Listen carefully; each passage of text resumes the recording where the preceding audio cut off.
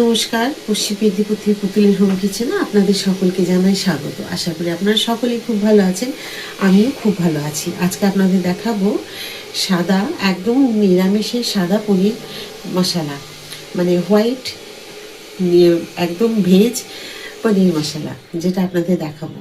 তো দেখুন, আমি পনিরগুলোকে বাড়িতেই তৈরি করেছি। বাড়িতে করে একদম কিউব করে কেটে নিয়েছি। দেখুন, ছোট ছোট টুকরো, খুব বড় এটার টুকরো করার দরকার নেই। রান্নাটা একদম সাদা হবে, নিরামিষে, রসুন পেঁয়াজ ছাড়া। তো দেখুন, এইভাবে আমি কেটে নিয়েছি। আপনারা চাইলে এর থেকে বড় করে নিতে পারেন। এটা ছোট ছোট করে করলে বেশি ভালো হয়। তো আগে পনিরগুলোকে আমি ভেজে নিই, আর কী কী মশলা দিচ্ছি সেটা আপনাদের সাথে একটু শেয়ার করে নিই, দেখিয়ে নিই। দেখুন, আমি দিচ্ছি একটা টমেটো, একদম মিডিয়াম সাইজের নিচ্ছি। 1 ইঞ্চি আদা ছোটো করে কুচিয়ে নিয়েছি, আর দিচ্ছি 2টো কাঁচা লঙ্কা। এটা যদি আমি লাল গ্রেভি তৈরি করতাম মশলাটা, তাহলে কিন্তু শুকনো লঙ্কা, রেড চিলি পাউডার বা শুকনো লঙ্কা বেটে নিলে ভালো হতো। এটা যেহেতু আমি সাদা করব, সেই হিসেবে আমি নিয়েছি কাঁচা লঙ্কা। আপনারা ঝাল আপনাদের ইচ্ছে মতো যে যতটুকু প্রয়োজন খাবেন। আর এখানে নিচ্ছি স্বাদটা আর একটু বাড়িয়ে নেওয়ার জন্য 1.5 চামচ হচ্ছে চারমগজ, আর কতগুলো কাজুকে আমি টুকরো করে নিয়েছি। পরিমাণটা আমার আছে 350 গ্রাম মতো পনির আছে, সেই পরিমাণে আমি এইটুকু লেগেছে আমার। তো আমি কিন্তু সব কিন্তু একসাথে বেটে নেব, আপনাদেরকে দেখিয়ে দিই। একটাও আলাদা আলাদা করে কিছু আমি করব না। প্রথমেই দিয়ে দিলাম কাজু আর চারমগজ এখানে, তারপরে দিয়ে দেবো আদা আর কাঁচা লঙ্কা, দিয়ে দিলাম একটা টমেটো। এগুলোকে আমি এখন সব বেটে নেবো মিক্সিতে। পনিরগুলোকে এখন আমি একটু ভেজে নেবো।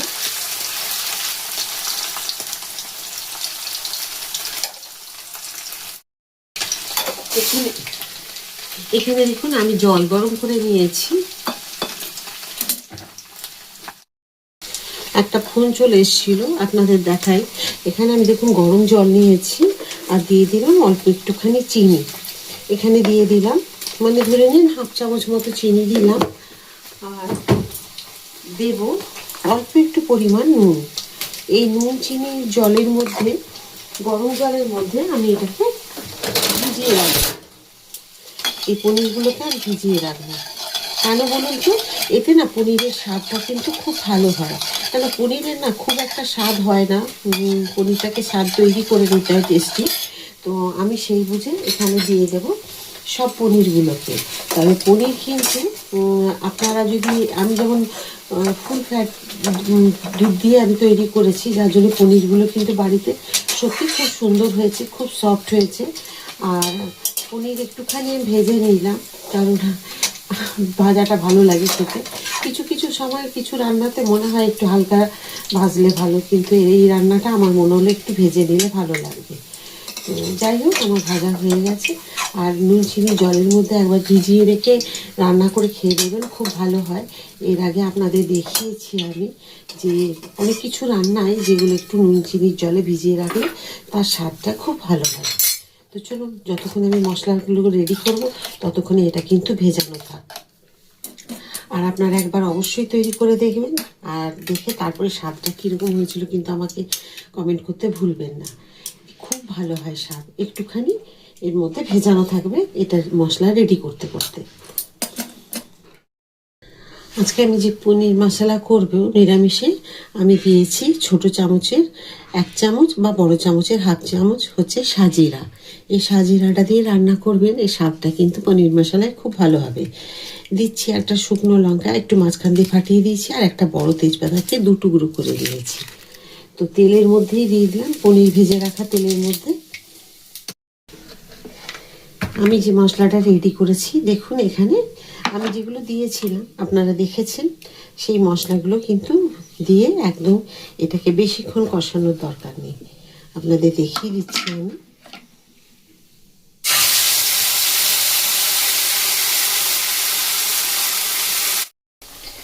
এখানে দিয়ে দিয়েছি একটু পনিরের যে নুন দিয়েছি ভেজানোর সময়, আবার দিয়ে দিলাম অল্প একটুখানি। ওখানে চিনি দেওয়া আছে একটু, আর একটুখানি দেব। ওখানে যেটুকু চিনি দিয়েছি কিন্তু আর একটুখানি দেব। এসে এটা ভর্তি হয়ে আছে দেখুন চিনিতে। সুন্দর এই রান্নাটা, খুব সহজ। আপনারা দেখলেই বুঝতে পারবেন যে কতটা সহজ। ঝটপট ইচ্ছে করলেই আপনারা পনিরটা যদি বাইরে থেকে নিয়ে আসেন কিনে, তাহলেও মানে ঝটপট করে হয়ে যাবে। আর যদি তৈরি করে বাড়িতে করেন, তাহলে পনিরটুকু যেটুকু সময় লাগবে আপনার তৈরি করতে, সেইটুকুই কিন্তু খুব তাড়াতাড়ি হয়ে যায় এই রান্না। দেখুন আমার এখানে মশলাটা খুব সুন্দর কষানো হয়ে গেছে, বেশি সময় লাগে না, মোটামুটি 2 থেকে 3 মিনিটের মধ্যেই কিন্তু কষানো হয়ে যাবে। আরেকটা জিনিস আপনাদের দেখিয়ে দিই, যেটা দিলে আরও ভালো স্বাদ হবে। দিয়ে দেখুন খুব সুন্দর কষানো হয়ে গেছে। আমি এখানে কাপে একটু জল নিয়েছি, যে পনির ভেজানো জল ছিল সেখান থেকে। এখানে দিয়ে দেবো আমি বড় চামচে 2 চামচ, একটু কম 3 চামচ দুধ দিলাম।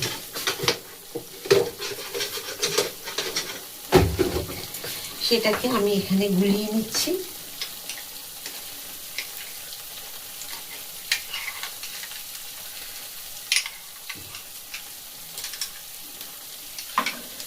আর এদিকে দেখুন আপনাদের দেখিয়ে দিই, দেখুন একদম তেল ছেড়ে দিয়েছে। আমার নুন মিষ্টি সব দেওয়া হয়ে গেছে এর মধ্যে। এর মধ্যে কিন্তু আর কিচ্ছু দেওয়ার নেই।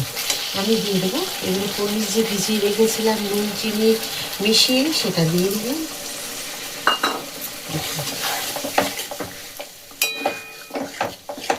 এখানে যে একটু ফ্লেমটা বাড়িয়ে দিলাম, আর এখানে যে মিক্সি ধোয়া জল সেটাও আমি এখানে দিয়ে দেবো।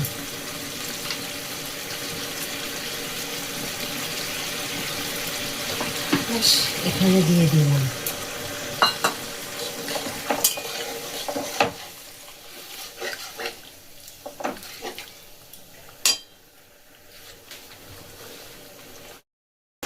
আমি দিয়ে দেবো দেখুন একটু শাহি গরম মশলা এর মধ্যে দিয়ে দিলাম।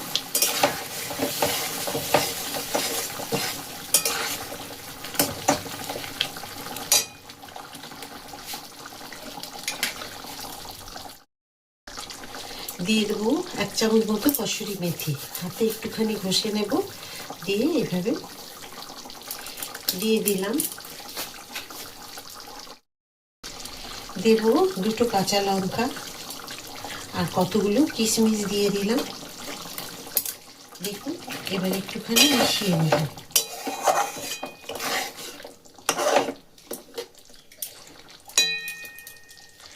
এখন দিয়ে দেবো যে আমি দুধ রেডি করে রেখেছিলাম, সেই দুধ দিয়ে দেবো।